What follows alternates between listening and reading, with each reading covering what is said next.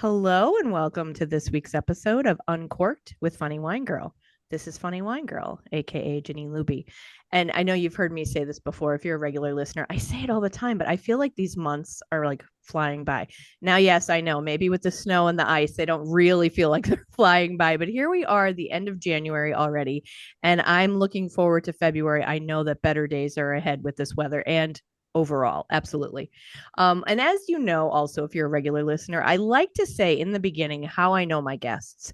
And I do that because I like to encourage people to be curious, to get out there, to connect, to see how you can help others. Because usually, when you're building your network, you might run into someone from 20 years ago, and maybe they're into something new, and maybe you could help them or they can help you. And that's why I always say save those business cards, be curious, get out there, try something new, and get to know people. Because I think that's really important because it enriches our lives and we can help enrich other people's lives.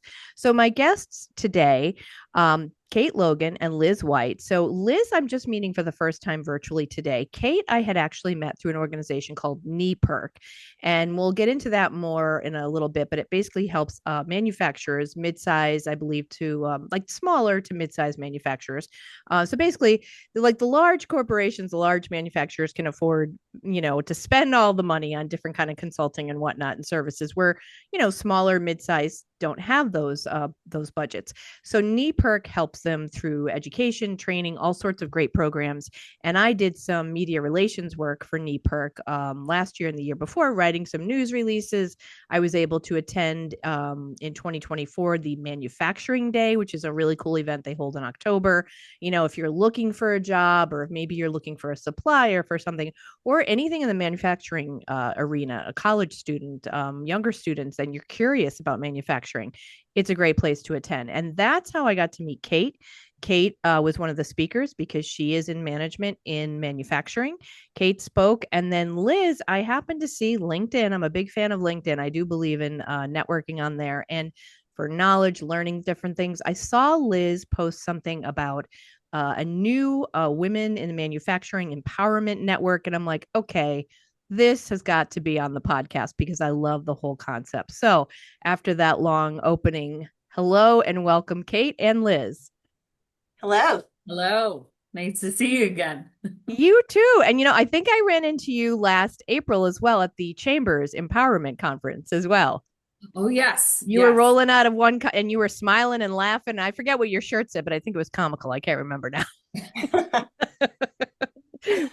But it was great to see you there. And Liz, it's so nice to meet you for the first time. And I think we do have someone in common, Bill Leonard. I saw that you were at one of his Oh, coffees recently. Bill's a great guy who's a real good connector of getting people together, which I think is great. Let me start. I'll start with you, Liz, because I know a little bit less about you. Not that I know a ton about Kate, other than meeting her through NEPIRC. But Liz, let's start with you. I did see a little bit on LinkedIn. You're doing this project with NEPIRC, excuse me, and it looks like you also have like an HR background. But tell me a little bit about yourself, if you're from the area or not, and then we'll get into like the quote unquote work stuff, the professional stuff. yes. Yeah, thank you. So I am from northeastern Pennsylvania. I grew up in Wyoming. I went to Wyoming area. I went to college in western Pennsylvania at IUP. And then right out of college, I started working in beauty retail. So my background up until last year has been in beauty retail, working that way. And then I ended up at NEPIRC. I don't know if you want me to get into that story right now, but I've been interested in leadership development for a long time. It's kind of like I found my passion, that was my passion a couple of years ago when I was working at my last company. And I just really enjoy talking to people, seeing those light bulbs go off when we talk about things like communication and self-awareness, emotional intelligence. And once I found it, I had this insatiable like urge to just read as much as I could about it and all the learning. And then it just kind of started spilling out of me. And everybody's like, oh my God, you're going to talk about growth mindset again. I can't take it anymore. It worked out really well. It was a surprise that I transitioned out of my last company. I didn't see it coming, but it ended up being like amazing because I found this position at NEPIRC and I'm a leadership consultant. So that's what I talk about all day. So now I have people that, want to hear me talk about growth mindset for 10 hours a day. And I'm like, how did I end up here? It's like a miracle. But other than that, outside of work stuff, I really love to travel. I've been all over Europe with my mom. We like to travel. We go every year, every couple of years, we love to go to Italy. It's our favorite place. Mhm. I I, have to say, I'm going to pause you for a second. I feel like yeah. everybody's going to Italy lately. I know of at least two or three friends who are off to Italy, like this spring or in the fall, the Amalfi Coast or whatever. And I Um, have yet to go, but it seems like everybody loves Italy. You have to go. It's like the greatest hits. Like from top to bottom, it is beautiful. People are amazing. The food is amazing. The wine is amazing. I mean, I love all the places I've been in Europe. I do love, but I mean, Italy is just you stand there and you see these vistas, and you, especially the Amalfi Coast, like you were saying, you can't believe your eyes. Like you cannot believe something that beautiful is in front of you. I will advocate for Italy all the like anytime anybody asked me. I did do a study abroad in college in Florence, so I lived in Florence for 4 months. Yeah, and that Oh, was really an amazing wow. experience. Yeah, so I just I've been there about I would say 5 or 6 times at this point. It's just my favorite place. So That's awesome. Before I'm going to get to you, Kate, in a second, but I want to ask, since it is Uncorked with Funny Wine Girl, it's funny. We talked before. I don't usually get into wine, but I don't know when you were in Italy, Liz, do you have a favorite? I mean, I know the food is different. I've had friends say that you can eat the pasta without feeling like full and bloated. It's so yeah, different. I'm sure the wine is different too. yeah, the wine is different. They don't put I don't know if it's tannins or it's sugar content. Something is different over there that you don't now.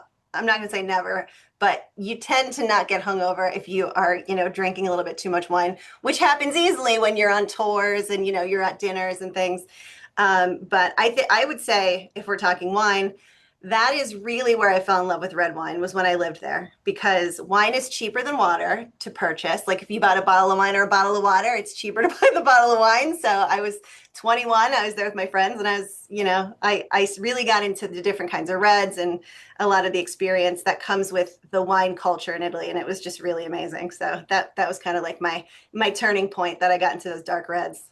That's really cool. I know when I visited, my dream was to visit France. So I've been there three times. And again, about the wines, like going into a grocery store and finding wines that are like dirt cheap. I think I Oh tried to yeah. squeeze 9 bottles into my suitcase. That was back in like 2002 or three. And it was amazing to me. Like you can pick up a bottle of wine so cheap and it's Yeah. really And they're actually good. good. Yeah. Right? I've definitely brought home a suitcase full before. I'm an importer exporter on the side when I go to Italy. I bring home some vacuum packed Parmesan and some red wine. Yeah, I've Some been there. olive oil, maybe. Oh, absolutely, absolutely. Well, thank you, Liz. We'll get back. I mean, I want to get into obviously the Empowerment Network and all that stuff, but let me introduce Kate Logan. Kate, other than knowing that you're in management and manufacturing at Noble, is it Noble Biochemicals here in Scranton, and meeting you at NEPIRC, you spoke at the conference that I saw, the manufacturing day. Tell us a little bit more about you. So I have been working for Noble Biomaterials since 2001. However, I grew up in Kingston and I went to Bishop O'Reilly, go Queensman. And I had gone to Marywood for freshman year, and then I polished off receiving my degree from Kutztown University, funny enough, in psychology. I thought I was going to follow in my mother's footsteps and be a guidance counselor and or school psychologist. And senior year of college, I decided that's not really what I want to do. So, completely changed direction and pivoted. And my mother had suggested, why don't you apply to this local company? Now, I will admit, it was owned by a family friend, but it was a manufacturing business in Pittston, and I just fell in love with it. Absolutely fell in love with manufacturing. And I've been in it now going on 16 years. Wow, that's Yes. amazing. That's fantastic. I want to dive more into that in a second, but let me ask you, what do you do for fun on the side? Do you like wine? Do you like to travel? Have you been to Italy? I have not been to Italy. I do like to travel. A girlfriend of mine who is just an exquisite woman. I don't know if you guys are familiar with Fat Bear Week for No. Alaska. There's like a bracket and you vote for who's the fattest bear. Okay. So well, now you're going to hear about it, but they're at Katmai National Park, there where the salmon the salmon spawning happened. You might have seen it on the Discovery Channel where the bears are literally catching the salmon standing there on the creek. I was there.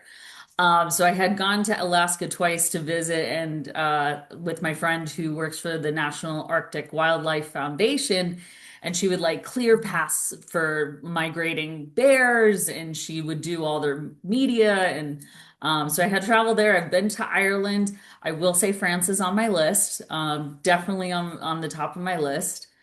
Um, and I love to go to concerts. I do tend to go to the Jazz Cafe. I do enjoy that as well, and clam night on Tuesdays. Yeah, before we hit record, Kate was like, "Do I have to have a glass of wine?" I'm like, "Oh, if you normally do on a weekday at 4 o'clock," which I don't judge, trust me. But she said, "Nah, she's going off to work." Is it clam night? Yeah. Well, Yeah. go ahead, Kate. Oh no, I work from 7 to 3, 7 to Oh, 3 p.m. okay. and Wednesdays I get to work from home. So there's that kind of nice little cushion through the week. That's nice. That's really nice. Well, thank you both for sharing a little bit of background about yourselves. And you're both northeastern Pennsylvania grown, which I love. I'm a big fan of the area. Actually, it's funny. Throughout my life, I went to Penn State main campus. When I came home, not that I went far, but I've always been. I say I'm OG Scranton, long before the office made it cool. But it's like it's home. Every place is home to somebody. That's what I always say. Every place has its problems, but it's home to somebody. So I'm a big fan. And that's why I love connecting with people who are doing cool things, who are enriching the region to make it better, because I believe in it. But I want to talk to you, Kate, before we go back to you, Liz. Tell me about your love of manufacturing, because what I really want to focus on, we're going to talk a little bit today about this, the empowerment network that's coming up at NEPIRC, but if I don't know, this is just the statistic I saw, that there's about a third of manufacturing is women, maybe 30 some percent. There's definitely a smaller percentage, as is the case with many different industries, but I'm happy to see things changing as more young girls, there's more and more programs with STEM and STEAM and encouragement. And for them, young girls and young women, to see someone like you who is in the field and loves it, I just think is fantastic. Tell me a little bit more about how it became so appealing to you, why, and a bit about your work. So I started working at, I said that family friends company, and it was a plastic industry. And I realized, yeah, it's definitely more men than women. But I'm the type of person, I'm not really robotic at all. I love to do something different every day. And that was the challenge that, manufacturing gives me as an individual, using critical thinking, going outside the box, talking to people, and kind of doing that. So I went from plastics, and I also have to also preface this. I started off from the floor. Like I started off complete entry level, and I have worked up to who I am today, which is I'm the quality systems and sustainability manager at Noble Biomaterials. And after that particular business, nothing was handed to me, never dropped a name. And some people may even call it like nepotism exists in the area. Uh, I didn't try to use or pull any strings, sort of went from plastics to steel, plastics, and and now I'm sorry, plastic, steel, plastics, steel, and now I'm in textiles. Um, so just kind of my development over the years, I've worked in union and non-union facilities, and the rise of women is happening. It's happening right now. And I will admit, it still happens that women are only paid 80 cents to the dollar compared to men in manufacturing. But one of the most important things that I've learned early on through some coaching that I received is the best advocate is going to be yourself. Always push for yourself because nobody's going to have your voice. Um, and Yeah, kind of that's just developed important. with that. Mhm.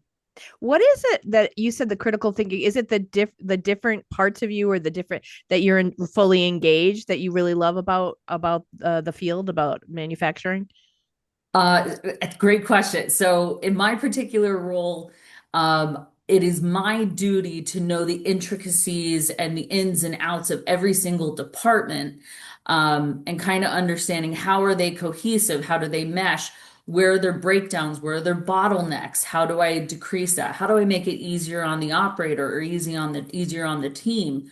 Working with maintenance, installing a push button rather than, picking up something and manually, walking over to the other side of the room, making it less, um, labor intensive. Just kind of that diverse area. And with the critical thinking, problems arise, things happen. And trying to figure out using, different root cause problem solving tools. How did this happen? How can we prevent recurrence? And how do we make it better that it'll never happen again? Mm-hmm. Yeah, and I could see Liz, as Kate is talking, I could see some of those really like the leadership, the growth, maybe some of the softer skills, the emotional intelligence. A lot of things can come into play, even trying to think of different solutions when you're, as you said, Kate, thinking outside the box. Someone's or I should say, someone's ability to see things differently, not like just the way it's been done, is really important. And so you're doing that, you've been doing that kind of work, or you're doing that kind of work as far as growth and development. Tell us a little bit about that, Liz. Yeah, I mean, I think you're exactly right. It's that, as I mentioned earlier, growth mindset. It's one of my favorite things to talk about. It's that, am I limiting myself based on my belief system or based on my self-talk? And, am I cutting myself off before I give myself a chance to think through this from a different perspective?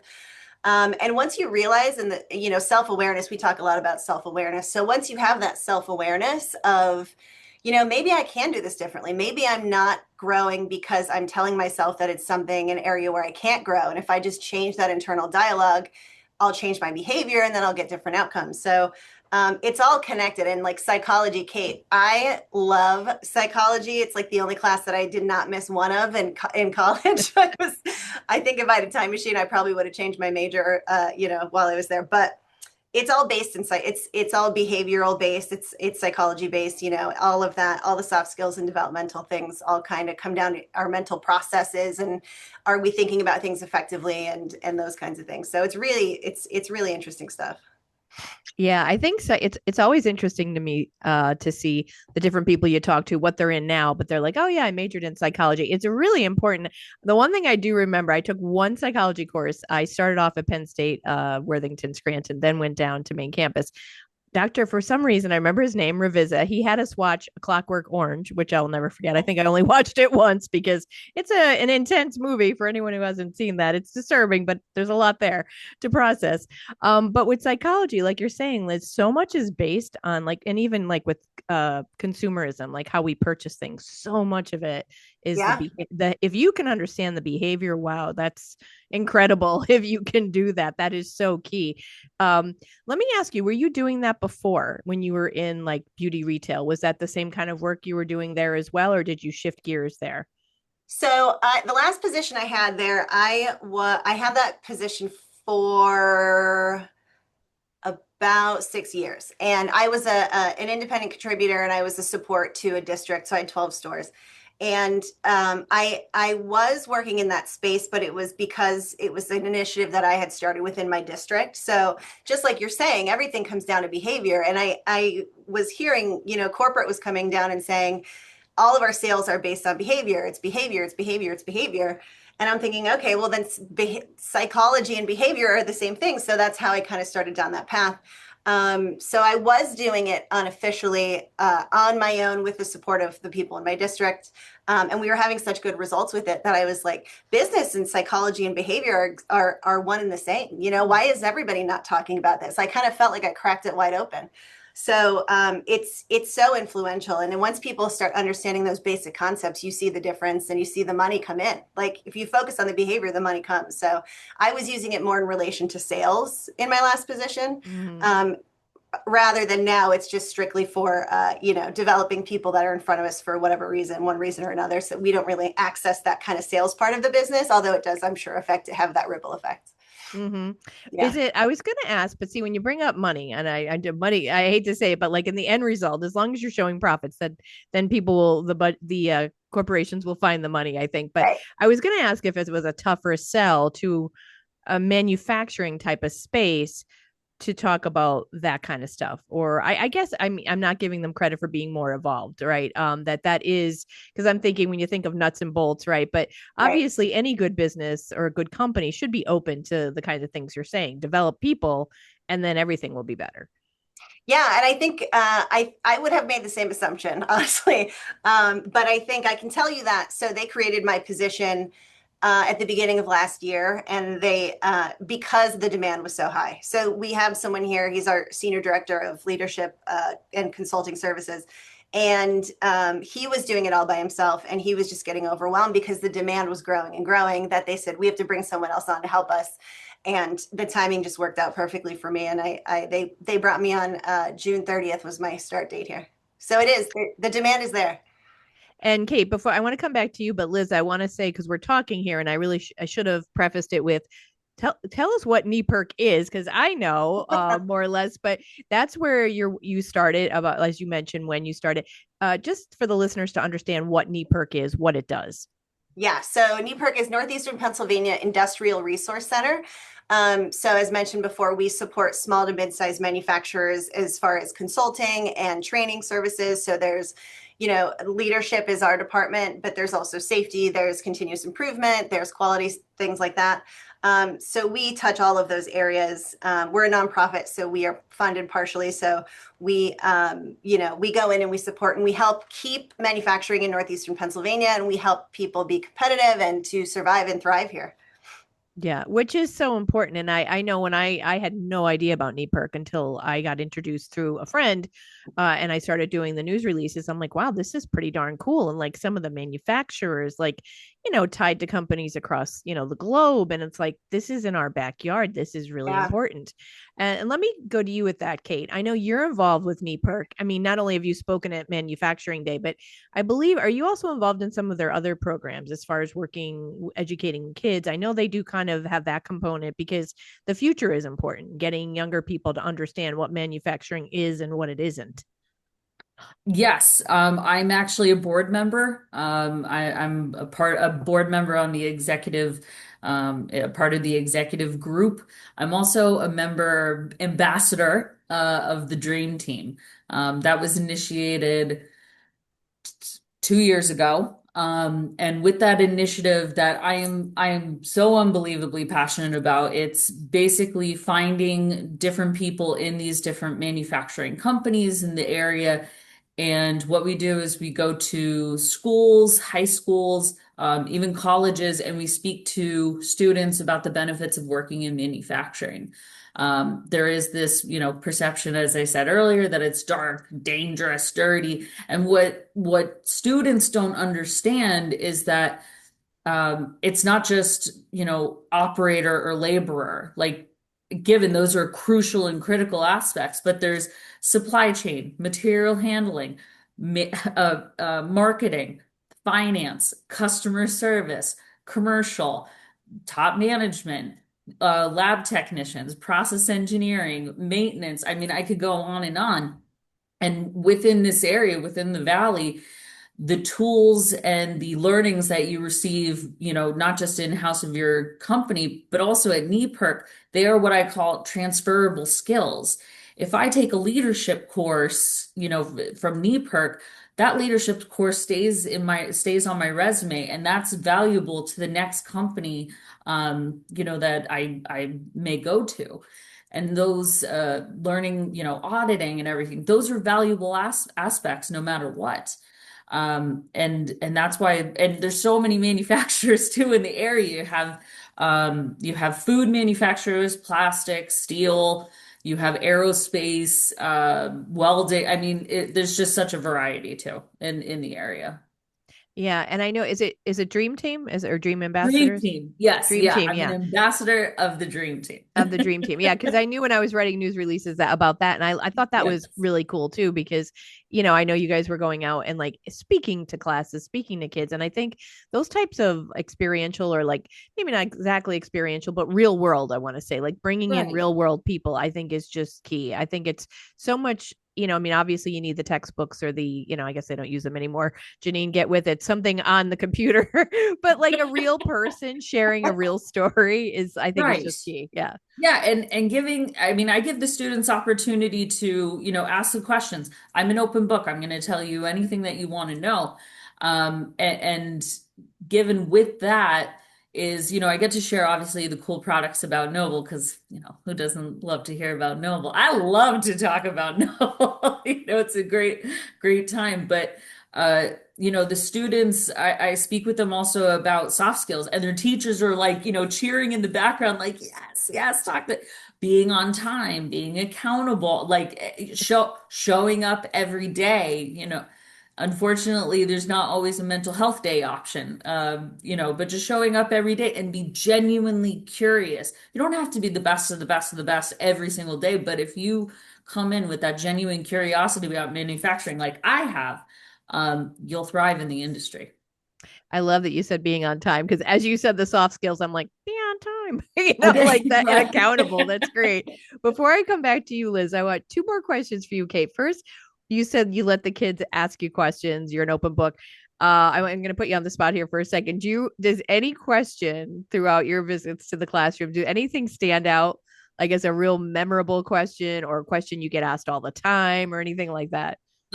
There was one school. I had brought a Lululemon sports bra with me. And I explained, the products at Noble, they're antimicrobial, they're conductive, they have shielding properties, but the Lululemon is antimicrobial, so it kills the bacteria, so there's no smell. And the one young student, he said, well, that's a sports bra. You're not going to have any BO you'll still have BO coming from your underarm. And I'm like, there's other places on women that smells could happen. It just You're like, sweat I'm not prepared to accumulate. have this conversation right now. I'm like, Go home and ask your mom or your no, aunt right. or whatever. Mrs. Smith, can you take this one? Anyone here take yoga? Some of the Yes. staff, maybe they want to jump in here. Yeah.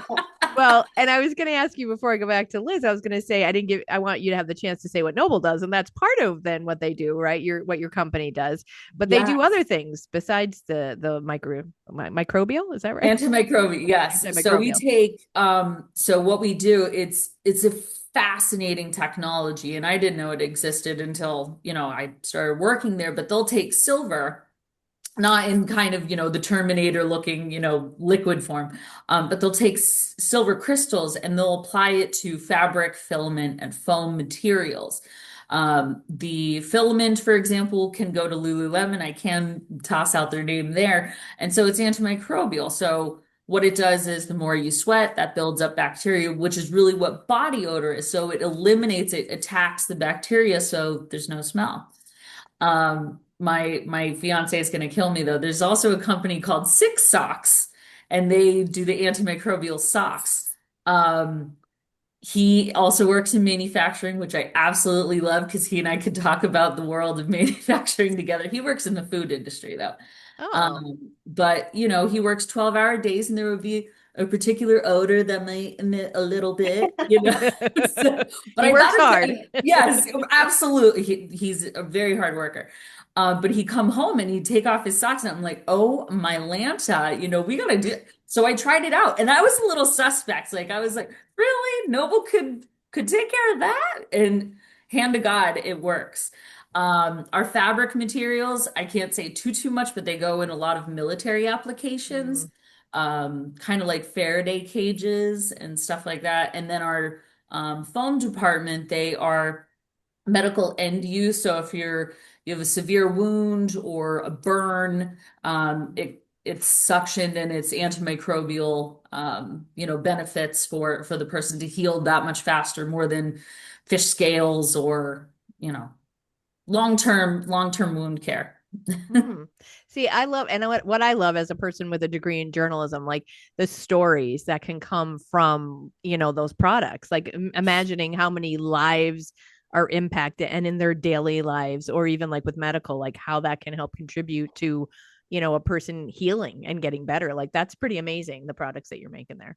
Yeah, the 58 burn units in the US, I think it's 58. Our products are present in 57 of them. Wow. Yeah.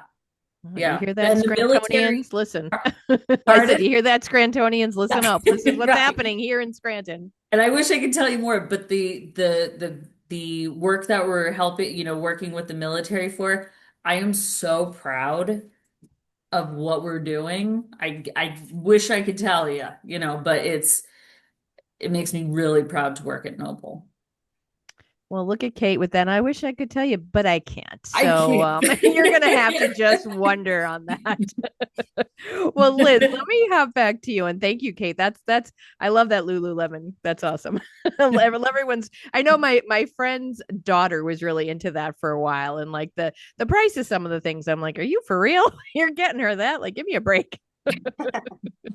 Let's talk about what you're working on. So the post that I saw with NEPIRC in the summer, it said the launch of the Women of Manufacturing Empowerment Network to learn, to connect, and to take up space in powerful ways. So let's talk about that. And I'm gonna kind of, be a little bit of a nudge here and say, I tease you about this. What does it mean to take up space in powerful ways, too? I want to ask that question, but tell us about this endeavor. What's coming up? So as I mentioned, I came from beauty retail. So the company I worked for before was 90% women. There were 60,000 employees and 90% of them were women. So, and I was there for 16 years. So that was what I knew most of my career, if not all of my career up until last summer. So I was here my second day and I was going through some training and I just kind of was curious thinking about, my life is so different now. Like I'm coming from beauty into manufacturing. What's that going to be like? Right? Like, I had a little whiplash. I'm like, this is going to be culture shock for me. I'm going to be working around all these men. Cause you're right. It's about a third of women in manufacturing, and in leadership positions, it's even less. Right. So, Mhm. so I asked the question my second day and I was like, what's that experience like? And my boss is a guy, right? So he's like, I can't answer that question for you. So I just continued to be curious and think through, what I was observing the women that we would be teaching in class, and just some women that I was meeting along the way in different scenarios, and they all just struck me as like so ambitious and so smart and driven, and it's just such an interesting life. It's so different than mine. So I thought, couldn't we put something together, knowing there's a pay gap, knowing that there's underrepresentation, that we could serve this area and the women in this area to give them the skills to build their career so that they can reach higher heights within manufacturing, right? Can't we do that? That's day two. And they said yes, right, which is crazy. So, yeah, they said, what do you need? So I went through a certification from Cornell of women in leadership, and there was a lot of conversation in there and a lot of content that was amazing and really interesting, and I thought was just super useful. So I'm using a lot of that to build this curriculum. So we've just been developing it since then. Like I said, I'm almost in 7 months here. So we've been working on it for that amount of time, and we're really firming up details, and we're going to launch the application process in March 1st. So it's coming to life, and it's so exciting.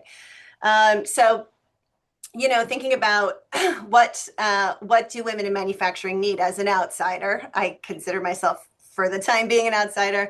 It's not really that different. I've been kind of learning the same stigmas and the same double standards and the same stereotypes apply, even if you're working in a company with 90% women, even if you're working in manufacturing. I think it's really about social conditioning. It's about how we function as a society in general. So I think it's relevant to anybody. The content's going to be relevant to anybody, but I really hope that women can go through this program and get really practical skills that'll help them take up space. So what does that mean? And I'm teasing you a little bit about that. But again, I'm a Gen Xer. So when it's like, I'm going to leave space for you, and I'm like, what the hell's with all this space? Like, I'm taking up space. And now that I'm in perimenopause, I take up more space and I don't love it. But so what does that mean exactly? Well, let me ask you this question. When did you start in your life, do you think, taking up space?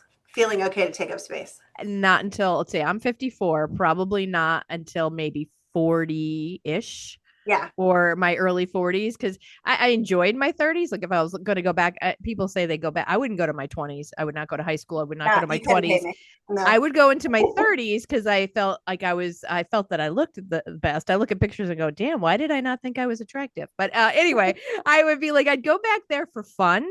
but I really did, even though I was having fun, I didn't have like I left my day job in 2015 to grow my business. So like I really didn't start like really focusing on me and my power Hmm. until in my 40s. And now it just gets to the point where I hope it doesn't reach a point where it's completely obnoxious because I'm like, I don't have time for this shit.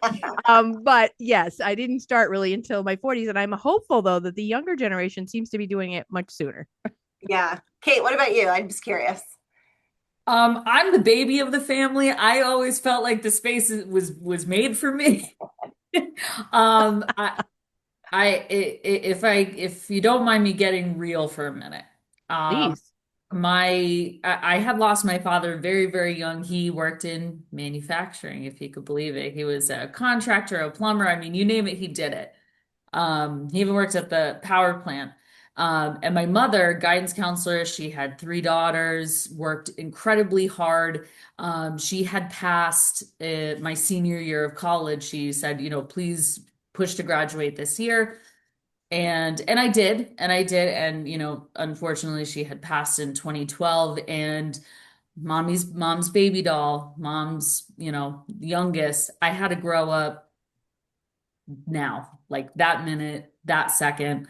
Nobody was paying for my car. Nobody was paying for my cell phone. Nobody was, I can't ask, what do I do? How do I do that? Where do I go? What's a mortgage? How often do I change my oil?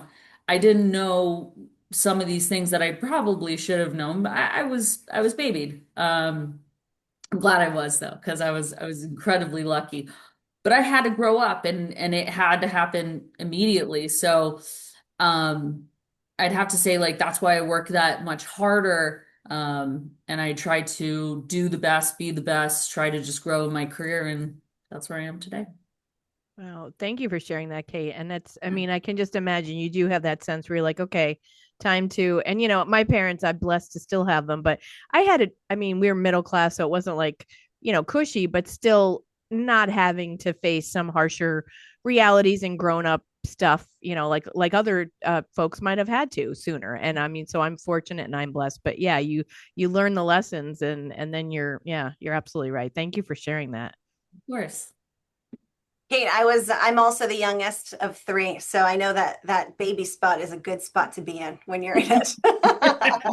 That's a sweet spot to be in. Uh, but yeah, so I mean, I just turned 40 last April, right? So I'm feeling that way too. I'm feeling like I'm more confident than I've ever been in my career and in my personal life. And I feel like I have things to say and I'm worth listening to now more than I ever have, right? So it's something that I think comes with experience, and it comes when you're just gets to that point where you're like, what does it even matter, right? Like, who cares if I say this and I take up space and I'm arguing, or if I'm, trying to make a point, but it goes back to that social conditioning, I think, that we grow up with as women. We're socialized to create harmony, we're socialized to be good and behave, and that's how we are rewarded, and that's, people find well-behaved young girls and women to be, valuable and whatever. So when you are in a position where you have to negotiate a salary, right, you may default to, well, I don't want to come across as rude or ungrateful that I'm getting this opportunity, but to take up space would be, listen, this is my value and this is what I'm going to work for. So can we make this happen, right? So, and that is a skill that has to be developed because of the social conditioning that we've all lived in this society. So that's what I mean when I say take up space, is being able to negotiate, being able to speak up when somebody does something that is maybe putting you in a box or stereotyping, or if your point's not getting across or you're being ignored, things like that. So going against social conditioning to make yourself be visible and put yourself out there and take up space. That's just the best way I can put it. I hope that answered your question. Yeah, no, it did. And I was partially teasing because I do see that out there in different terms as we change through the generations. And the whole I'll leave space for somebody, or the difference, Yeah. there's a lot of space out there. But no, I totally get that. And as I'm listening to you talk, I'll admit, even at 54, I probably still struggle because I didn't have the training, so to speak. Right. I'm training myself, because even though I am at a place now where I don't take as much crap from people, and I certainly want my voice to be heard and I'm voicing it, but I still struggle because I have my own business. I do like therapeutic laughter and I speak and I do it like, different workplaces for like wellness and things like that. I still struggle with pricing. And it's because it's that pattern, and I tease and I blame, I should say, my Catholic upbringing and being a woman of the Gen X generation. It's like there are a lot of apologizing and a lot of, okay, Right. that's good enough, or I don't want to ask for more. So I'll admit, even at 54, I'm still struggling a bit with that, because I still allow the self-doubt to go, well, I couldn't ask for that amount.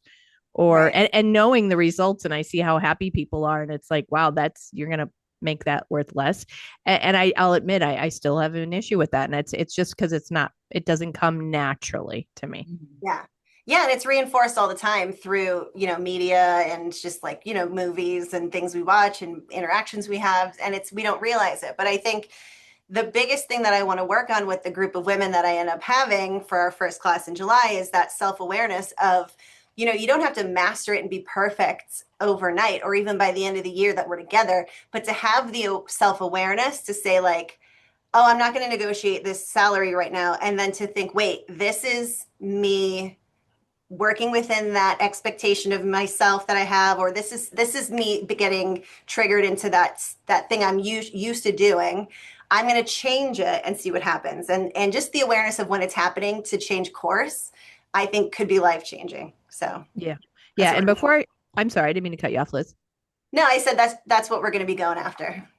Before I come back to you, Kata, so I just want to and for folks listening who might be interested, so is this anyone who's working at like a manufacturer who's currently maybe has a relationship already with NEPIRC can get into this program? But there's an application process, I think I heard you say.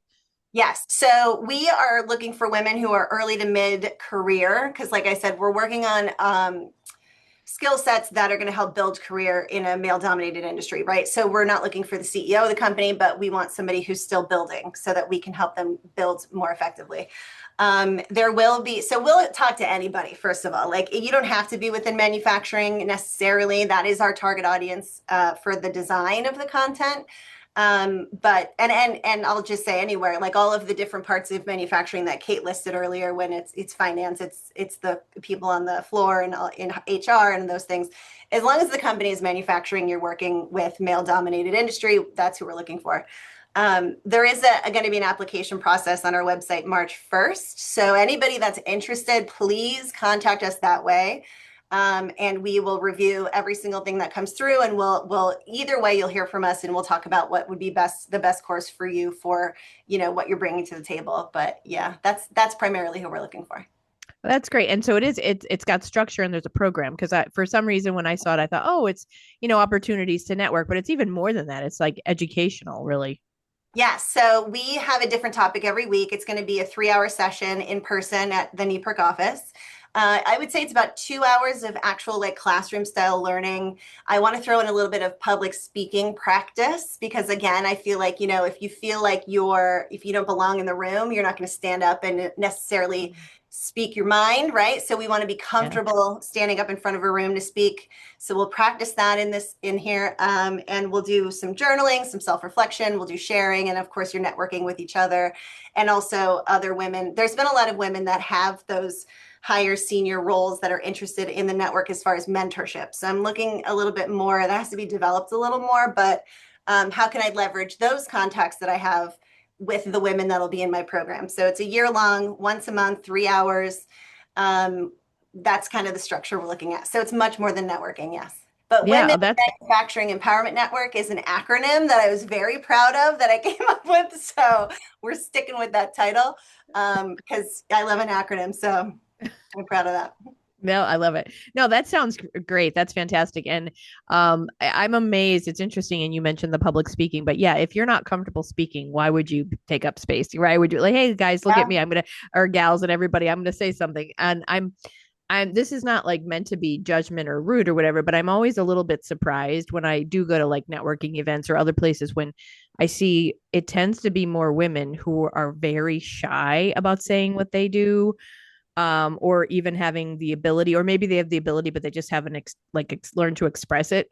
It'll be like this meek little, and and then Yeah. their voice will trail off, and I'm like, meanwhile, and I'm sorry, I'm going to get a little bit sexist for a moment, meanwhile the guy is like, yeah, I've been in the biz for about a month and know exactly what I'm doing. And the girl's like, I have been doing it about 12 years, but never mind. And I see that so much. It drives Yeah. me up a tree. And because of those patterns and stereotypes, you'll have that guy who knows maybe something, but he has a loud voice and Right. confidence. And it's like, who are people looking at? You know what I mean? That always Yeah. has me like, "Arr." Back to Yeah. I mean, psychology again. yeah. And I ran into that a lot. I mean, I'm an introvert. I'm champion for introverts. I've done a lot of research on introverted leadership. It's one of my favorite things to talk about, maybe on the next time we're coming to visit. I'm just kidding. Yeah. I've been the quiet one in the room with the best results and the most tenure and the most knowledge. And I've gotten no recognition because I would sit there and be like, okay, when are they going to ask me a question? When are they going to, pull me up and like show me off because I have such great results. And you need the social currency too. You have to be able to stand up and talk. And if anything, it's like I'm putting together a curriculum that I wish I had 15 years ago. That's kind of been my compass, I would say, for what I'm putting in this. But yeah, if you can't stand up and talk, then it's gonna take a lot longer for you to get anywhere in your career. Yeah. And Kate, I want to go to you about like what do you think about this endeavor? And obviously, I mean, you've achieved a certain level that I'm sure you could offer mentorship, but I'm guessing this would have been helpful maybe possibly years ago, right? Absolutely. Absolutely. And when Liz first sent this to me, I am so in love with it. I also love Liz. Liz is just phenomenal. I'm so glad that she's part of NEPIRC. Everybody just raves about her, and I'm one of them right now. It's tough. We are a bit of a minority in manufacturing, Now she's trying to help put the women in manufacturing as I joke. But I know that an initiative like this is going to reach the Kate Logans, like the future Kate Logans, and give somebody else like a sounding board. I know in my career, there's been a couple, females that I've worked with that have come up to me and they're like, "Hey, I kind of want to go for more money and I don't know how to approach this." And they'll come to me and I'm thrilled to help them to help, give them some support or suggestions on the best path on the path forward that I would recommend. But the other good part that I mentioned, there are women's events that happen throughout the year. And the point that I brought up to Liz is I'm not a woman in manufacturing one day a year. I'm a woman in manufacturing every single day. And this constant touch base and meet up, for women to get together, I applaud it. I applaud it and I can't wait for it. Thanks, Yeah. Kate. Yeah, it sounds like it's going to be very well received and definitely needed too, and very valuable, obviously very valuable. As we start to wrap up here, I want to give you both the opportunity in closing, like to add something that you're like, man, I really wish she would have asked me this, or I want you to take up space in the next few minutes. And I'm gonna bust your butt there, Liz. But no, just seriously, to make a point that you're like, you know what, I would kick myself if I didn't say this or if I didn't take this opportunity to. And I want to give you both that opportunity. Liz, I'll start with you. Is there anything else that you feel like you didn't say that is key to this conversation? I think I just think about my journey and how I got here, and I guess I could talk about gratitude. I like to talk about gratitude a lot. So I just will say it's always so good to remain grateful, and you never know where life's going to take you, and the timing of your life is just so important, and there's things working that you don't know that are coming. And I was laid off a year ago, Wednesday, the 22nd of last year. I was on a conference call. I got laid off. I had a 1.5-year-old at home. I had no idea what I was going to do. And I just kind of kept an open mind and just stayed grateful and kept all possibilities open. And I just ended up in such a good place. So, I want to say thanks to Kate, because you've been so welcoming to me in this manufacturing space, which was intimidating to me and is still a little bit intimidating to me. But just, go where life takes you, right? Like just keep an open mind and be positive and you're going to be fine. I guess I don't know if that's what you're looking for, but I think that's really the bow I'll put on it. No, I love it. In fact, I was trying to hold this up, but I'm using Ethernet and I'd probably knock it off and then I'd be upset with myself. But there I have a little ceramic circle that a friend gave me years ago and it says, when nothing is sure, everything is possible. And I actually love that. I know that that Oh, concept probably scares the crap out of some people. And believe me, it's not like I was an adventurer, although I kid because like I do, I do stand up comedy. I've done improv. So that does take a little bit of a set of cojones, but I was never really someone who took risks exactly, but I love that concept that anything is possible because it's hopeful. yeah, And you don't know if you have yourself. I think if you have yourself too fixed on a path, I right. mean, that's dangerous. And I love that you don't know sometimes what's around the corner. I mean, yes, it can be scary, but sometimes it's like, wow, I would have never imagined this. And this is pretty cool. So no, I love that you said that, Liz. That's great. Thank Kate, you. I'll let you have the last words here, the thought before you head off for clams. The pressure. Don't clam up on me. Beyond Yuck, yuck. time. Yeah, right. Beyond time. Yes. um, you know, you deserve, each of us, women, women, but if you deserve a seat at the table, claim your seat. Mhm. Your voice matters. Um, give others who are a little more introverted the time to speak. Maybe they're processing and thinking about it a little bit longer. Make sure that you're aware of your perceptions. Don't, there's a power in perceptions. Try not to, hold it over somebody thinking, oh, well, this happened before. Power perception. There's a story I'll save for another time. Um, and be an advocate for yourself. Try to help somebody else if somebody's coming to you. Give them your best advice possible. Think of it as, like future Kate Logan. That's kind of how I always think of it. And partner together. I'm sure I'm going to think of other things after this podcast is over, but those are some of the highlights. You can message me later. I'll Yeah, add. no, And okay, Kate perfect. also added later. By the way, An addendum to what you first said. yes. No, I think that's great. And as you were talking, I'm thinking of something. I'm thinking, oh, well, this would launch into a whole other hour conversation. But you said help others, and it's interesting.